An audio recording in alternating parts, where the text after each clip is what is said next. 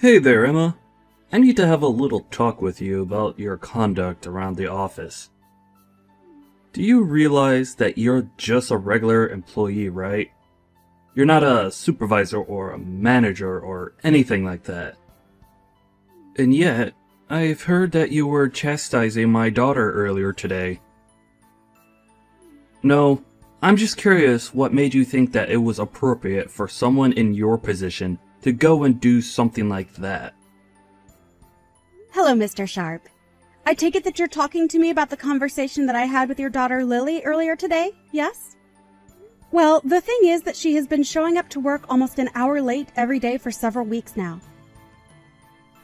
And while I'm not an official supervisor, I was tasked with looking after her while she learns the ropes of the job. So I was only trying to help her understand the importance of being at work on time. I wasn't trying to chastise or bully her, but I thought that she should know it wasn't okay to do that.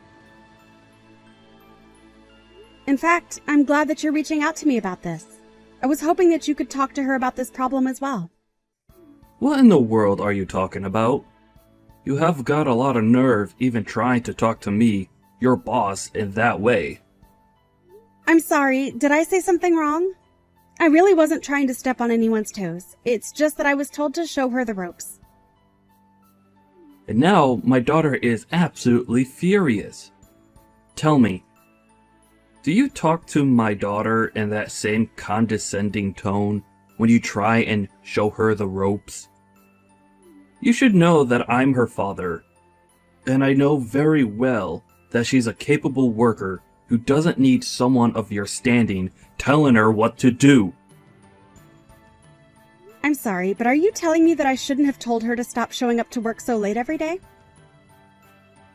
I'm the head of this division. Don't you think I'm already aware of when people are showing up on time and when they're late?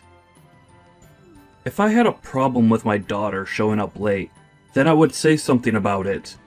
Didn't that thought ever even cross your mind? I'm sorry, I'm really confused here. Are you telling me that you're okay with your daughter acting this way around the office? I'm telling you that you have got a lot of nerve thinking that you can go and yell at my daughter about how to do her job. You're nothing but a little peon in this company. You're a replaceable worker drone who seems to have forgotten their place. Mr. Sharp, I'm really sorry if I've done something wrong. I didn't mean to overstep my authority, but I don't think there's any need to talk to me like this.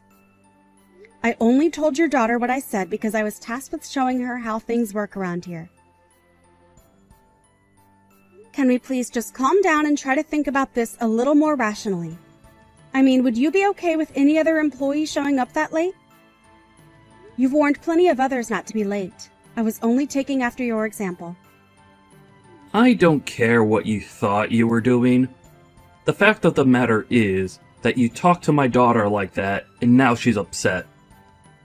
So clearly, you don't know how to handle helping other employees if all you do is make them cry. What did you even say to her that made her so upset?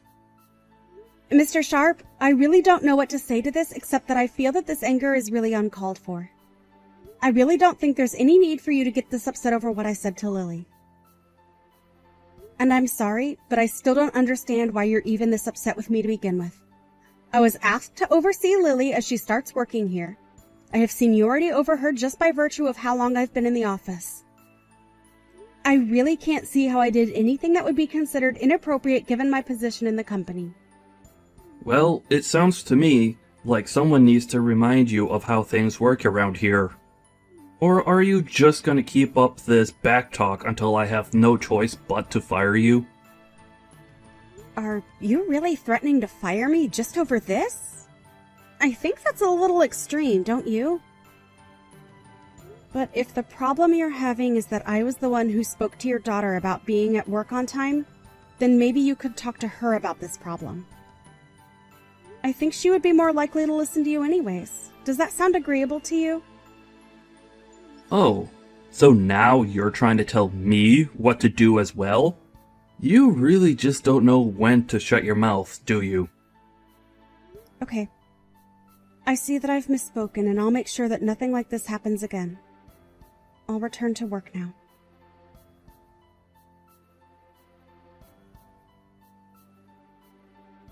How many times am I going to have this same talk with you? Huh?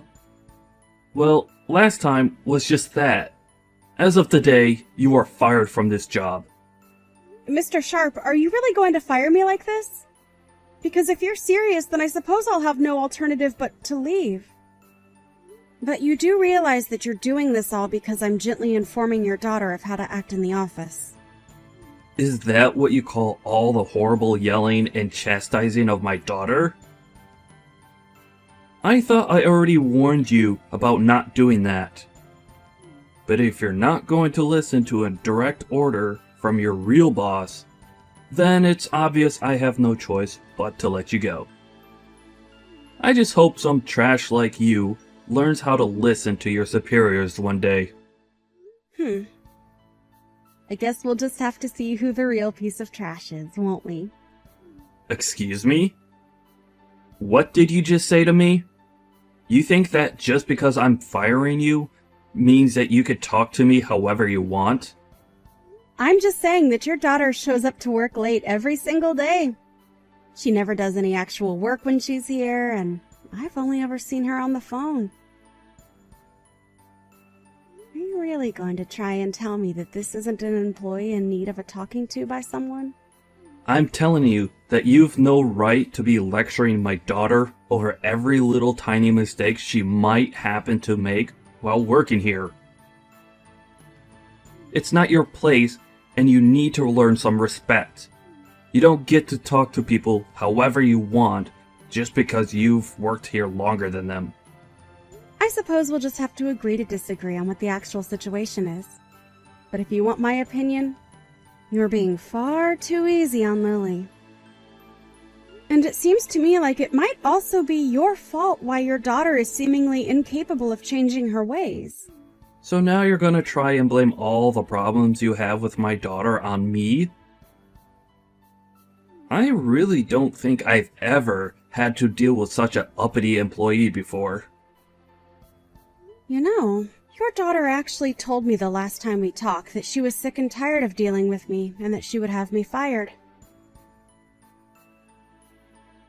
And now here you are, firing me. So I have to ask, is this because your daughter came to you and asked you to do this? And if she did she ever bother explaining to you why it is that she was being talked to by me in the first place? Oh, this problem is much bigger than just you and my daughter now. If you really think that you could talk to your boss the way that you've been talking to me, then it's clear that there's just no place for you here. I don't ever want you to even step foot into this office building again. Do you understand me? You are fired effective immediately. Well, okay then. If that's your final decision, then I won't spend any more time arguing my case. May I ask what you're going to tell HR and our managers about my firing? Because I think it might be difficult for you to merely be doing this because of how I treated your daughter. So, I'm just curious how you're going to present your case against me to the higher-ups in our office. And just why in the world do you think I would type out everything I'm going to say to them here for you to read?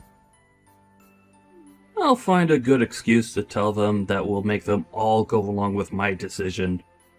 I'm in charge of this department, and what I say goes. The only person at fault here is you, for daring to try and argue with me after I warned you to stop going after my daughter. I'm sorry, but I really think that I've been very calm and collected this whole time. The only one throwing around insults and using aggressive language here is you. Oh, why am I even bothering to talk to someone that I've already fired? Can't you just shut your mouth, pack up your desk, and leave already? I already told you that I never wanted to see you again. Okay then. I understand. If this is how things are going to be, then I'll leave the office today. Finally! At last you realize that even when fired, you still have to listen to me. I'm the boss in this part of the office, and my word is law. You wouldn't stop scolding my daughter, and now you're going to pay for ignoring a direct order from me.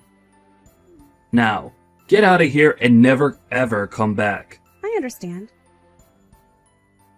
I also understand that you're incapable of seeing things objectively and that you're not suited for the position that you have. So, you should know that you are going to regret doing this. I will make sure of that. You're telling me that you're going to try and make me regret firing you? And just what do you think you can even do against me now that you're fired, huh? Besides, I'm in charge here, so what I say goes. It's literally impossible for me to make a bad call because I'm the one who's in charge. Yes, you are the one in charge, and that's what's going to come back to bite you. Anyways, I'll be taking my leave now.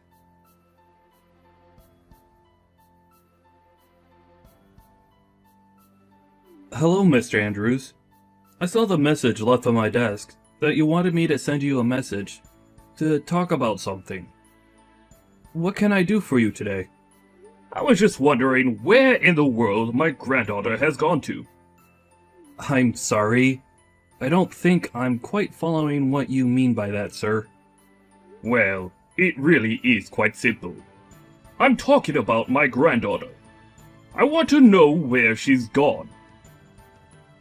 Did something happen to her? I've been asking around, and everyone has been telling me that I should be talking to you about this. So, I would like an explanation of exactly where my granddaughter has gone to, Eugene. In fact, why don't you explain yourself to my face? I want you in my office right this moment. But sir, I'm still really confused. I don't know what you're talking about. I don't even know who your granddaughter is. Are you blind? Or just illiterate? I said that I want you up in my office to explain yourself to me right this second. Yes, of course, sir. I'm sorry for not leaving right away. I'm already heading towards the elevator as we speak.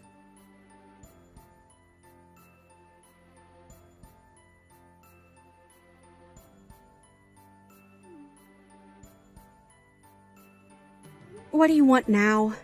You've already fired me, and I've already left the building. If I didn't leave anything there, I don't know what we could possibly have to talk about. Emma, this isn't about you being fired. Well, it kinda is. Look, I just wanted to say that I'm very sorry about the way I treated you the other day. I may have overdone things just a little bit. I was hoping that we might be able to talk in person a little bit. Do you have some time where we could meet up to do so? Well, someone's attitude seems to have changed quite a bit now, hasn't it? Did something happen to bring about this change of heart? Again, I would just like to profusely apologize for the way that I was talking to you the other day. And I would also like to take this chance to invite you back to your position in our company. I had no idea that you were the granddaughter of the head of the company. Oh, I see. This is all because you finally figured out who I really am. Is that it? Please, you have to come back to work for us. Your grandfather ordered me to bring you back to the company at once. Nah, I'm good. Thanks for the offer, though. What do you mean? You mean that you won't come back to work for us? You don't want your job back? I don't really see what the big deal is. I mean, I only left the company in the first place because you were telling me to. And now you're going to come back to me just 3 days later to try and beg for me to come back? But I apologized for what I said. I really didn't mean to fire you. It was all just one big mistake. You have to forgive me. Your grandpa actually just came back from a long business trip, and when he arrived back to the office, he was really upset. He demanded that I go into his office, and he started yelling at me, asking about where you were and where you had gone to. It was only then that I realized who you really were. I really had no idea about any of this, so please, you have to forgive my ignorance. Well, of course you didn't know about who I really was. After all, I was hiding my identity for just about everyone. Well, then that just shows that I was truly acting out of ignorance. I really had no idea at all that you were directly related to the head of the company. So please, I'm begging you again to come back. Your grandpa is very, very upset that you were let go from the company. Let's make something clear.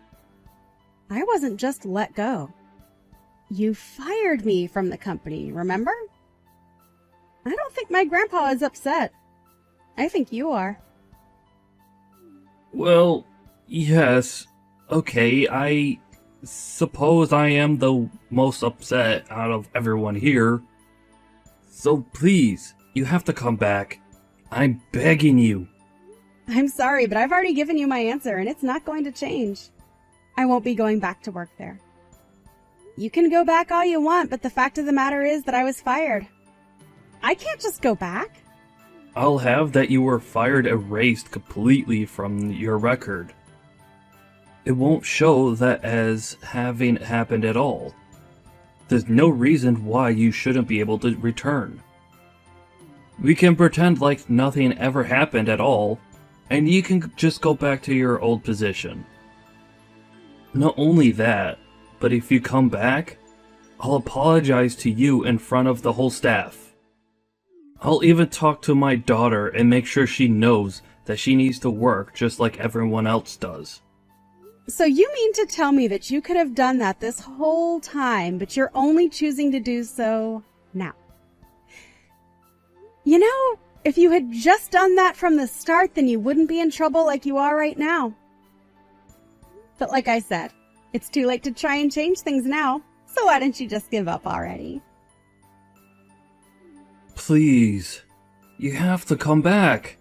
I'm begging you. Please don't say no to this. If the company president finds out the truth about how and why you were let go, then things are going to get really bad for me. Well, yes. I suppose if my grandpa knew how you were treating his staff, he would get quite upset. And you should also know that I'm his favorite granddaughter. Of course, even when I started here, he warned me that I wouldn't be given special treatment just because of that. You have to believe me when I say that I really had no idea about any of that at all. I'm terribly sorry for the mix-up. You really don't have to apologize to me anymore, you know. I already told you that it's not going to change anything. If anything, the company would be better off losing you and your no-good, lazy daughter. You don't need to talk about my daughter like that. But why shouldn't I when it's the truth? Of course, you're not better than she is when it comes to the way you both treat people. Please, don't you think you're being just a little too harsh right now? I know that you're the CEO's granddaughter, but still. I'm only giving you my honest opinion about the two of you. And I know that if my grandpa knew the truth about the two of you, that he would fire you both on the spot. And he knows how to pull enough strings to make sure that you never work in this industry again. He wouldn't really do that, would he? I mean, I've been working for this company for almost 30 years. He wouldn't take all that away, would he? 30 years is nothing compared to the decades of life that my grandpa has put into this company. Of course, I didn't mean to imply otherwise. But that's just another reason why my grandpa has so much sway in the business. You might want to kiss the chances of you ever getting this high of a position in a company like this ever again. Please don't do this. Surely we can work something out. You have to understand that I'm a father. I have a family to take care of. That excuse might have worked on me if not for the fact that you clearly haven't raised your daughter right at all. And when she started working here, she was like the spitting image of you and all her awful attitude. I hid who my family was so that I could be treated equally in the office. You were encouraging your daughter to act however she wanted because of who she was. Please, you really do have this all wrong. If I had only known who your grandpa was, then I would have never talked to you the way that I did. You have to know that I would have never said the things that I did. I would have never done any of this at all. I'm so sorry for everything. So I'm begging you, one more time, please come back. And I am telling you the same answer one more time. Not going to happen. Please, I'm asking as your supervisor to come back and work for us again. You aren't actually going to turn down a request from your superior, are you? You still think you're my superior? How can that be when I don't even work for you anymore? The moment you fired me, you lost any power or influence you had over my life. But, please, just do as I say this one time. That's all I need. You really expect me to just act like nothing happened between us at all? That's ridiculous and unrealistic. I really don't have time to carry on with this stupid conversation any longer. But if you don't come back, then I'm going to be in serious trouble. Don't you get that? If you don't come back, then both Lily and I might end up getting fired because of this. You have to come back and save us. You'll get your job back too. Everyone is going to win if you do this. You're acting as if I would have anything real to gain by helping you. But you're only asking that I come back to save your own skin.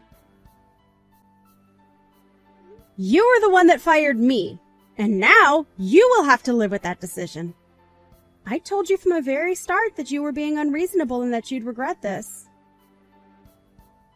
Now, if this is all that you have to say to me, I would appreciate it if you just left me alone instead. Please don't do this, Emma. I'm begging you. You have to come back. You have to save us. I'll even make Lily apologize to you. We're both begging you to come back. And I'm telling you that you can keep your worthless apologies to yourself because I don't want them.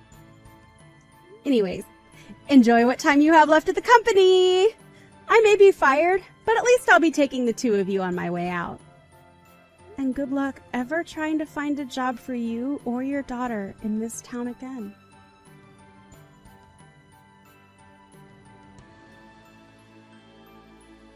After that, Emma went to her grandfather and revealed all. Upon learning the truth of why his daughter wasn't showing up for work, Mr. Andrews was furious and fired Mr. Sharp and his daughter right away. He told them that their names are going to be blacklisted and that no company in this industry would ever hire them again. Mr. Andrews approached Emma and offered her a position as the head of a new subsidiary being opened by the company. Emma agreed to come back as the head of the new company and was quickly being praised by her employers for her shrewd decision-making and empathy towards her employees.